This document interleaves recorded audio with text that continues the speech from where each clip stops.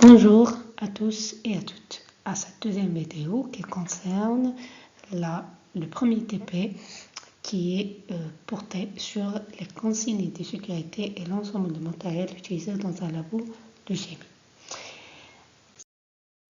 Le plan suivi dans ce cours est le suivant. Donc on commence par une introduction, par le but du TP, l'ensemble des consignes de sécurité, la verrouiller le matériel de laboratoire de chimie, les consignes de sécurité à respecter dans un labo et on termine par une conclusion.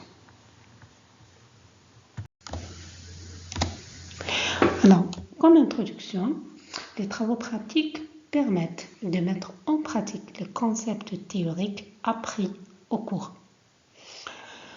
Et pour un bon déroulement efficace et en toute sécurité, il faut connaître un ensemble de règles de sécurité et consignes, le pictogramme et le matériel utilisé en laboratoire de chimie. Les buts de ce TP sont les règles et les méthodes de travail à adopter dans un laboratoire de chimie et connaître les différents matériels et verrouilles à rencontrer dans un labo de chimie. Consignes de sécurité. Avant tout, une petite définition est donnée. Les consignes de sécurité, c'est un ensemble de règles obligatoires conçues pour la protection contre les risques pendant les travaux pratiques et expérimentaux. Ces consignes visent à prévenir des accidents, à minimiser l'exposition aux dangers chimiques et à assurer un environnement de travail sûr et sain. Ces consignes, ça commence par les obligations. Donc, le port de blouse en coton et à manches et boutonné. Le port de lunettes de sécurité. Attacher les cheveux longs et porter des chaussures fermées. Un ensemble des interdictions. C'est interdit de fumer, de boire, de manger, de porter des vêtements inadaptés. Il ne faut jamais pipeter avec la bouche, ni inhaler directement les produits chimiques ou de mélanger des substances sans autorisation.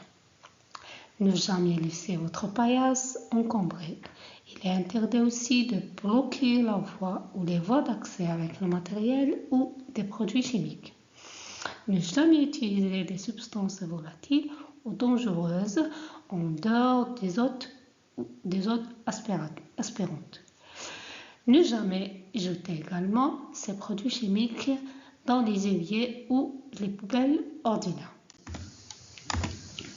Un ensemble de recommandations également, c'est laisser les paillasses libres, utiliser un matériel en bon état, se déplacer doucement et calmement, se laver les mains avant et après la manipulation, avoir une attitude réfléchie, consciente des risques potentiels et des mesures adéquates à prendre. Lire et comprendre le protocole expérimental avant de commencer. Préparer tous les matériels et les produits chimiques nécessaires à l'avance. Les étiquettes des produits chimiques ou ce qu'on appelle pictogramme. C'est quoi un pictogramme? Un pictogramme est une représentation graphique schématique ayant fonction de signe. Il constitue un moyen simple et universel de faire passer un message.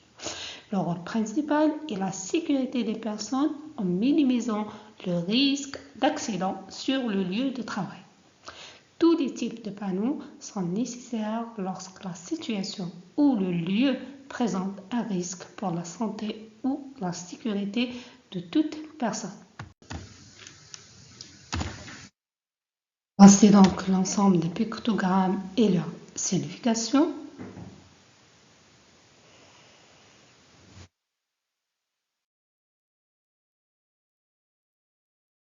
Un autre point qui concerne qu'on rencontre dans un labo, c'est la verrouillerie et le matériel de chimie.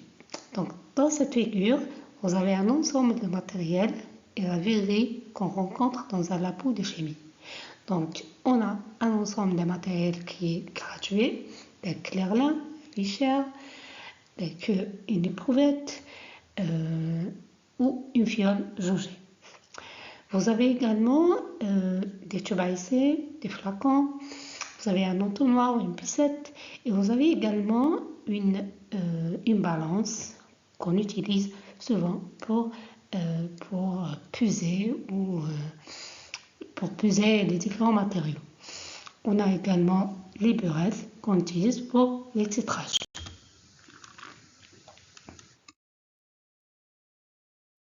Alors, donc, quand on est dans un labo, on est obligé de porter notre blouse, de se laver soigneusement les mains avant et après, de repérer les emplacements de matériel de sécurité, de retirer tous ces bijoux, ne portez pas de lunettes médicales ni esthétiques et attachez les cheveux.